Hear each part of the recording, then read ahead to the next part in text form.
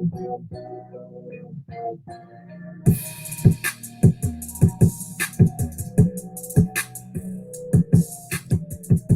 is up, guys? Welcome to the Being Beautifully Honest podcast and channel. Thanks for being here, being subbed. If you're not, hit the button. And if you're listening on YouTube, hit the like. It's like walking in the room and hitting that light switch.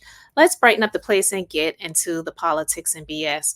I want to start sharing more content like this with you guys because for me, for those of you who know, I do talk about a little bit of politics and the BS of it all, but I don't do a whole lot of commentary on it myself because it's so frustrating. It's tiring.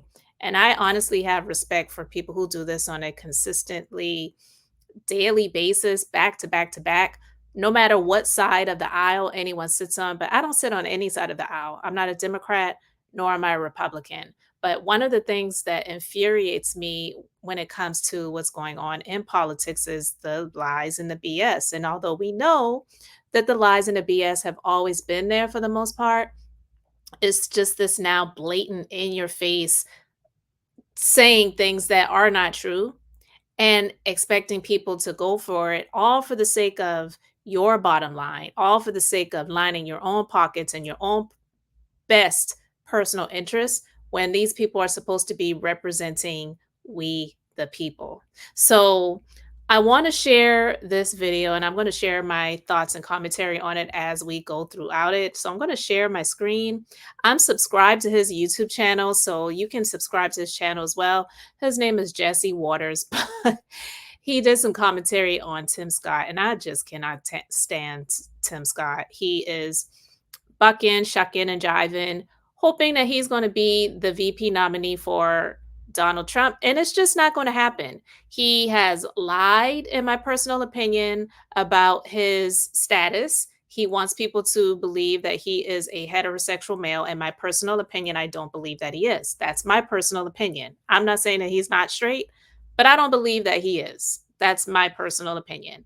And based on the fact that he's over 50 something years old, and now when he decided to run for president, he pops a girlfriend out of the blue that he says he's been courting, that he met in church. And then not too long after presenting her to the public at one of the debates that was had, then he decides that he's going to propose marriage and he's engaged. Now, I haven't heard anything about this engagement, any wedding plans, anything like that since he dropped out of the race for president, but he definitely has been on this on this check-in circuit to try to become the VP nominee. So I'm going to share my screen so that you can see this video. It may show a few commercials here and there, but let's just go ahead and get into it. All right, here we go. Evolution of the Southern heart that we see on display. And we Southerners get so little credit for the progress we've made.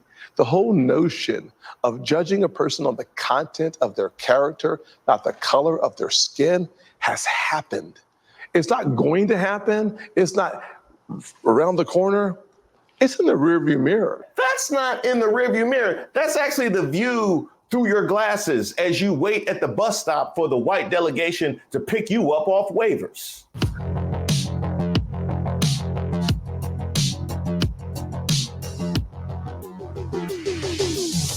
Hi, my name is Reese Waters, and I'm troubled. I never even got around to dragging Tim Scott for ignoring the whole black jobs thing. The president used a phrase I hadn't heard before. Maybe he's used it. Maybe you've heard this. But he used a phrase saying that immigrants are coming into this country, undocumented immigrants, and they're taking black jobs and Hispanic jobs. What did he mean by that phrase, black jobs and Hispanic? What exactly does he mean? And does he mean low-wage jobs? And why not say low-wage jobs? Why does he have to insert race and or ethnicity into it? I got to tell you, the thing I thought was incredibly powerful on the issue of immigration was when President Trump said that we see our veterans homeless on the streets. And we know exactly what he meant. He meant low-wage jobs. But pausing it for a moment. Like, do you see the BS when it comes to Tim Scott? He already knew he was not going to answer the question, and he just blatantly skipped over it. Well, I'll tell you what I love about what President Trump said, which he's not the president. He's Donald Trump.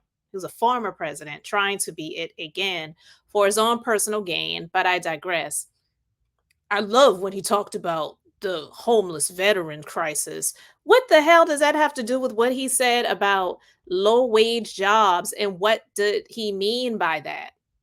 But of course, if he says the thing that we know he means, then he wouldn't have the room to continue to tap dance and shuffle as if he hasn't been anti-Black for the last 5 decades. Also, here's a convenient list in case you wanted some examples of Black jobs. There are a lot of exceptions in here. And if you don't know, when he says being anti-Black for the last 50 some odd years, he wasn't talking about Donald Trump. Okay. Donald Trump's been anti-Black for the past going on 80 years. He's 78 now. He's talking about the Black man who is hoping to be the VP nominee, but it's not going to happen. Tim Scott. But do you see the list of Black jobs here? NFL cornerback, security for a strip club, call center, Baddies East security, food stamp seller, barber. Now, I take offense to this lash tech. I am a licensed esthetician and a master lash artist, but I've been doing this for going on 16 years. The devil is a liar if that's a Black job, because that actually is something that more white people were doing before Black chicks started getting into it. And I ain't even going to go into all of that. But anyway, parking lot security, Waffle House cook, club promoter, bottle girl, truck driver. Again, I think that gets a bad rep, but I digress. I guess I get it. Hype man, woman who does braids. Well, yeah, I mean, that's a primarily, ethnic community that they serve. Selling plates, jitney driver, janitorial supervisor, crossing guard, TSA agent. Wow. Herbalife seller, the fish truck man. Okay. You won't believe how old this couple is. Excuse me? I ask people who are in really good shape, what kind of diet?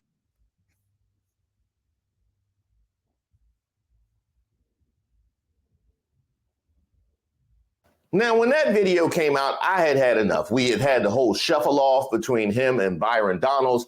I said the Black delegation has had enough. He has been on the trading block for years. It is far too long.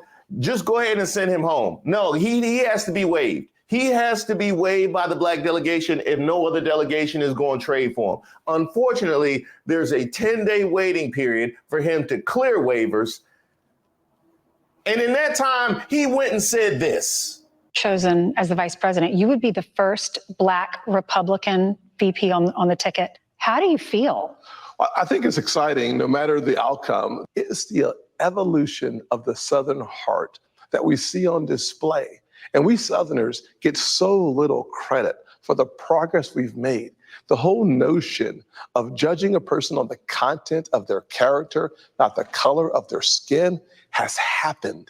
It's not going to happen. It's not around the corner. It's in the rearview mirror. Listen, I was about to say something. Let me show you this clip, because I get it that it's not Jim Crow times anymore, but look at this clip.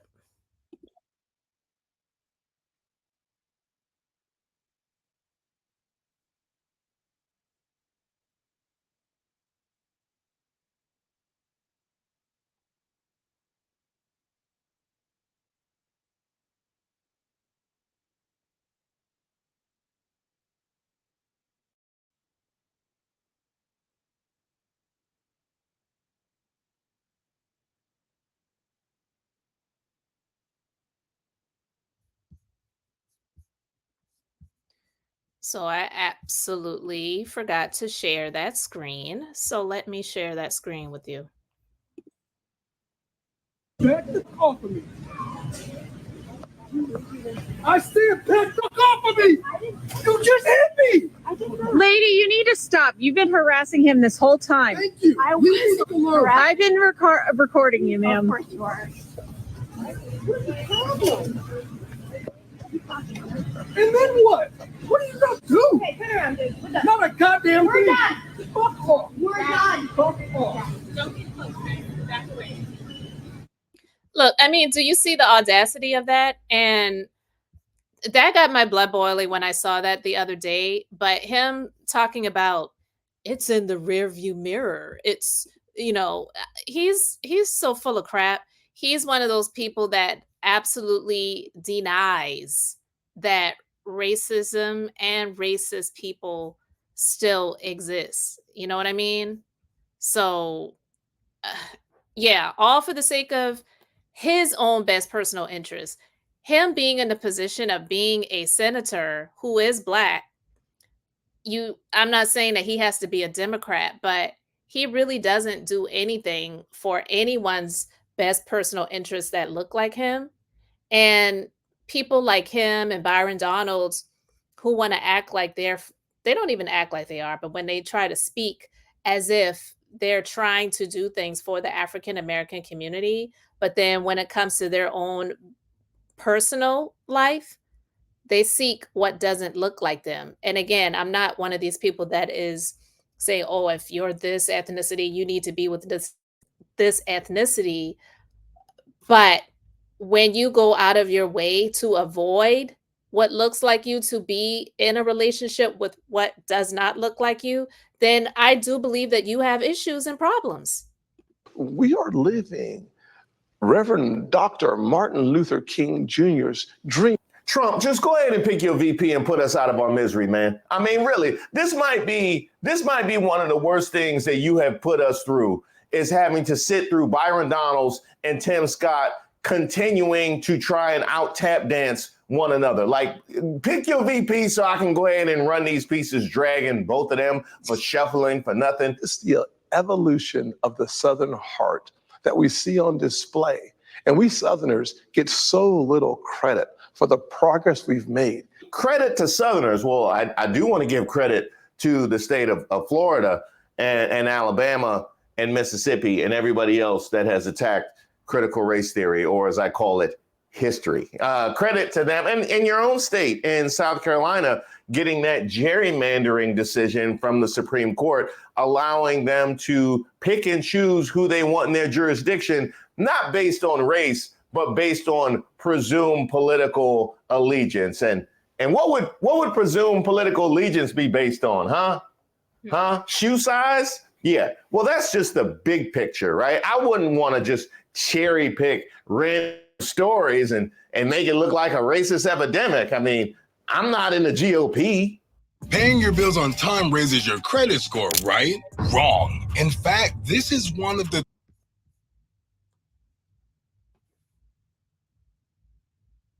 whole notion of judging a person on the content of their character, not the color of their skin, has happened. It's not going to happen. It's not. I'm going to rewind that just to pause it on that screen so you could see. The notion of judging a person on the content of their character, not the color of their skin, has happened. It's not going to happen. It's not around the corner. It's in the rearview mirror. Now let's address what exactly is in the rearview mirror. There are the DEI programs that have been developed to try and create some equity in spaces that we've been excluded from.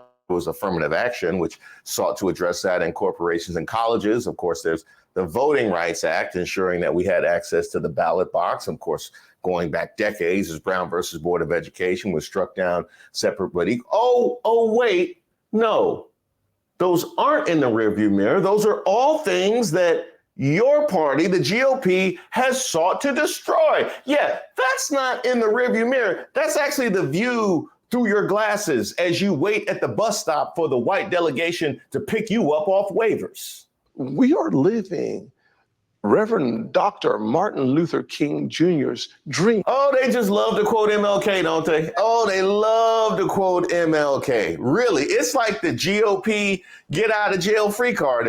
And yes, we are living MLK's dream, because I remember that time he said, I have a dream that one day a presidential candidate would get up on a debate and advocate for protecting Black jobs. Tim Scott, you are not his dream. You are actually his reality, because they were anti-Black Negroes then too. Yeah, that's how they got Malcolm and how they got Martin too. Now, as crazy as all this was, it wasn't even the first time that he tried this. Y'all remember The View? One of the things I think about, and one of the reasons why I'm on the show, is because of the comments that were made, frankly, on this show, that the only way for a young African-American kid to be successful in this country is to be the exception and not the rule. That is a dangerous, offensive, disgusting message to send to our young people today, that the only way to succeed is by being the exception. The fact of the matter is we've had an African-American president, African-American vice president. We've had 2 African-Americans to be secretaries of the state. In my home city, the police chief is an African-American who's now running for mayor. The head of the highway patrol for South Carolina is an African-American. Still in exceptions. In 1975, there was about 15% employment in the African-American community. For the first time in the history of the country, it's under 5%. 40% homelessness. And 50% of African-Americans, 50% of the folks in our community get 13% of the population. You had the chance to ask the question. I know that I've watched you on the show that you like people to be deferential and respectful, so I'm going to do the same thing. That is true. So here's what I'm going to suggest. I'm going to suggest the fact of the matter is that progress in America is palpable. I'm gonna need to stop us right there. I'm gonna need to stop us. See, those are benchmarks, but if they were normalized, like if we were just flooded with Black people in Congress, then they wouldn't even be notable. You wouldn't be able to point to 1 or 2 if they were anything else. 1 African-American president out of 44, which immediately leads to a rise in open racism, which organized itself under the notion to make America great again, and then takes the White House as soon as he's done. But they will gladly take credit for his accomplishments, which were blunted by a Congress that refused to work with him. Exactly. Like, that's the part that trips me out. It's like people forgot when Obama was voted in the first time, Mitch McConnell said, our sole purpose is to make Barack Obama a one-term president. Why? Like, I mean, why was that even said? Have you ever heard that said about any other president before him? No, you didn't, because no other president before him was biracial. Now, some say he's Black, and you can call him that. He could even call himself that too, or identify as that. I don't have an issue with that. But even with a biracial man, they had an issue with it.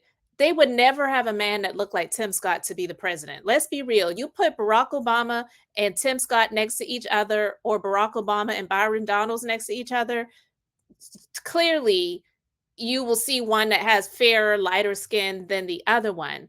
And the reason why is because one of them had a Caucasian parent and they still hated him. Okay?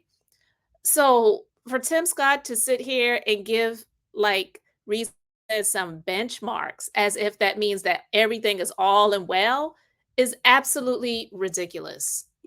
And how are you the first Black senator from the South since Reconstruction, and you're not the exception?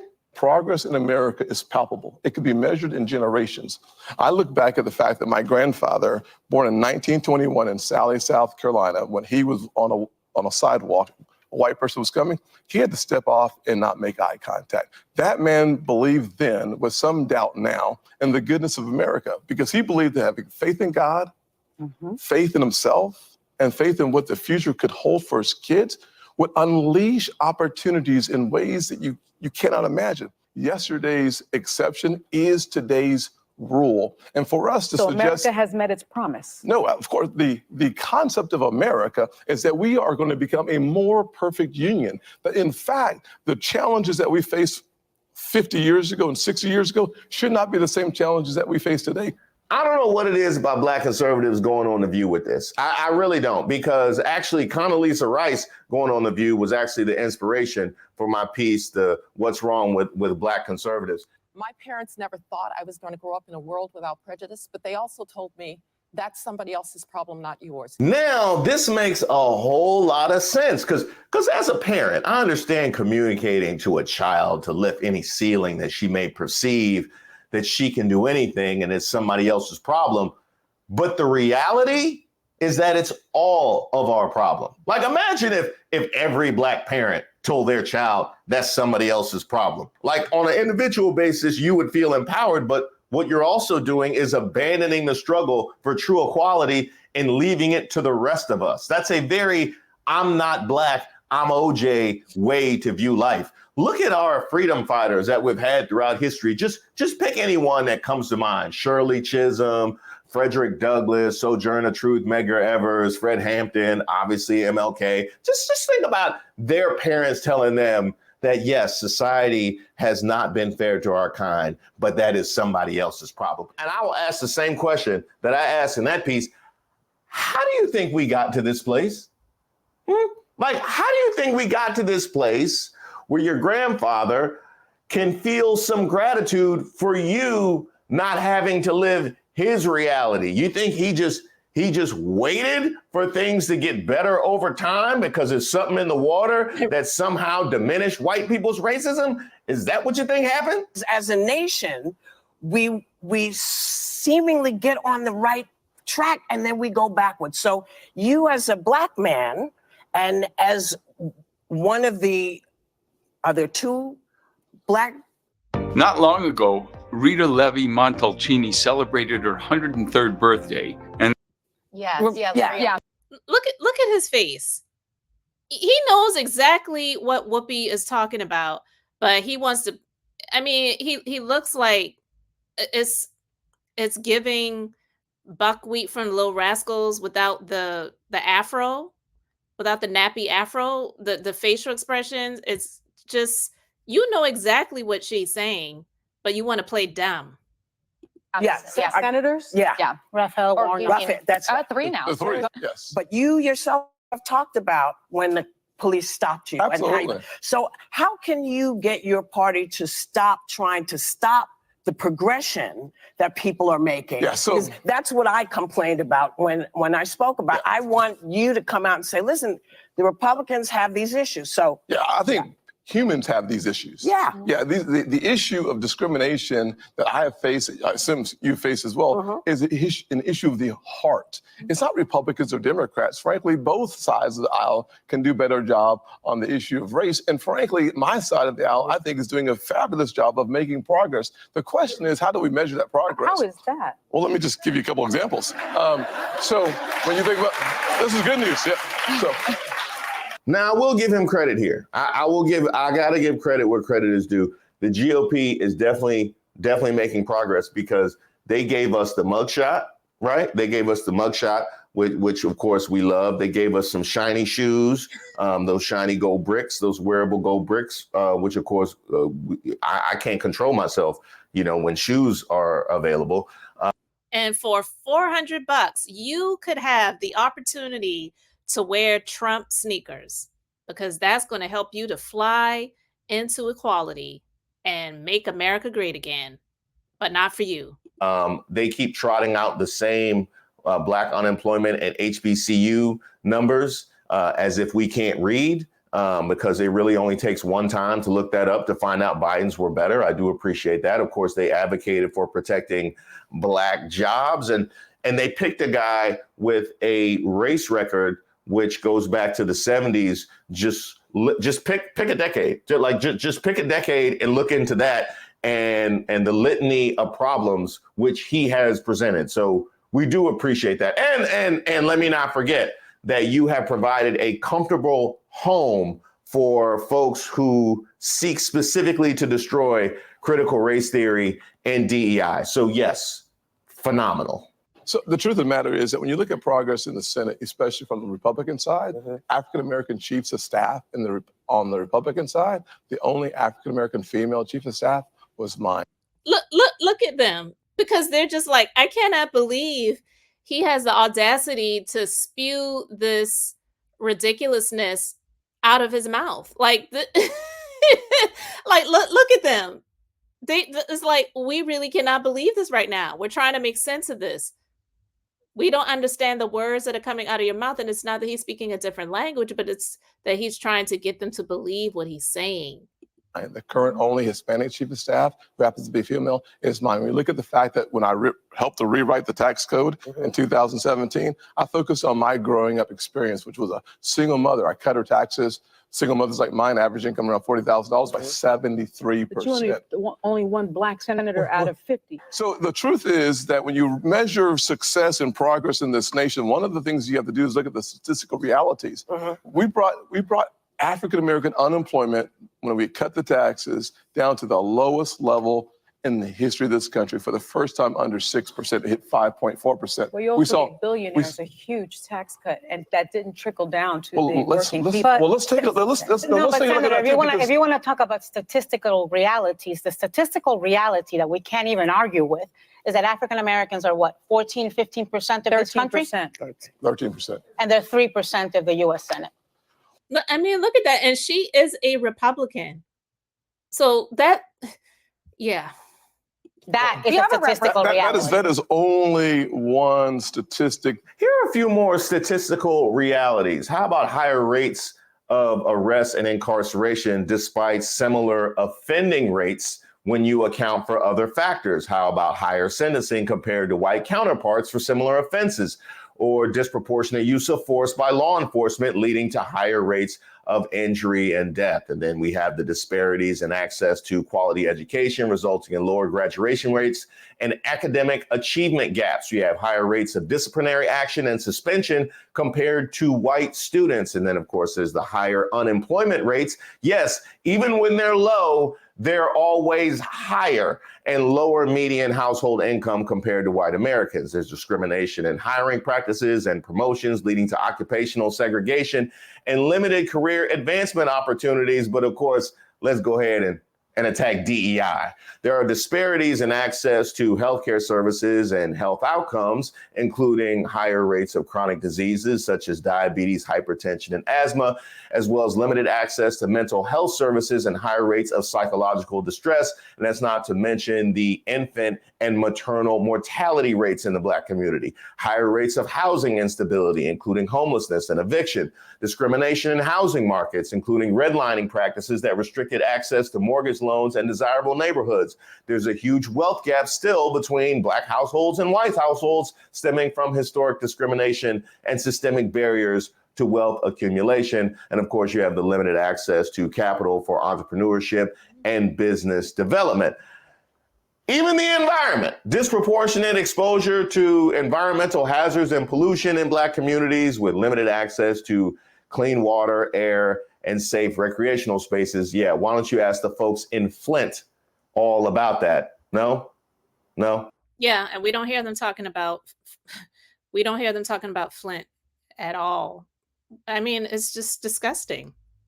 You would never have a town that was predominantly majority ethnicity, Caucasian, white, and have something like that happen and it not be fixed within a matter of days, weeks, possibly months, just depending on the extent of the issue. Too far to go to. And it's been years. Flint, how about you go down to Jackson, Mississippi? How about challenges in voter suppression efforts targeting Black communities, including restrictive voting laws and something you should know all about in South Carolina, Tim Scott, gerrymandering, and of course, the underrepresentation in elected offices and decision making. Yes, those are indeed some statistical realities, or as you would call it, Tim Scott, exceptions. Listen, if you're not subscribed to his channel, please go ahead and subscribe to his channel. I have the link to the video in the description. But listen, when I tell you that Tim Scott is just so disgusting, and not that I'm looking forward to anything when it comes to Trump, but I can't wait for him to announce that Tim Scott is not his VP pick at all, like not even in the running. And I've been seeing the little clips and they're not showing any Black faces. They're not showing Tim Scott. They're not showing Byron Donalds. They're showing, if there's 3 people and one of them is Hispanic, that's Marco Rubio out of Florida. Tim Scott, I said this a long time ago, he did not have a snowball's chance in hell of being the president. And he definitely did not have a chance, in my personal opinion, of becoming Trump's VP pick. But he would gladly use him for the sake of appeasing to a crowd that he thinks that he might be able to cross over to. But he ain't crossing over to many people that look like him, because a lot of people that look like him don't have any respect for him. And the ones that don't look like him, that think that he's okay, they just feel like, oh, he's a good boy. Plain and simple. So anyway, guys, let me know your thoughts in the comment section. Thanks for being here, liking, and subscribing. I'm Beth, just being beautifully honest. So until next time, I wanted to keep it brief, beautiful, and now I'm going to say bye.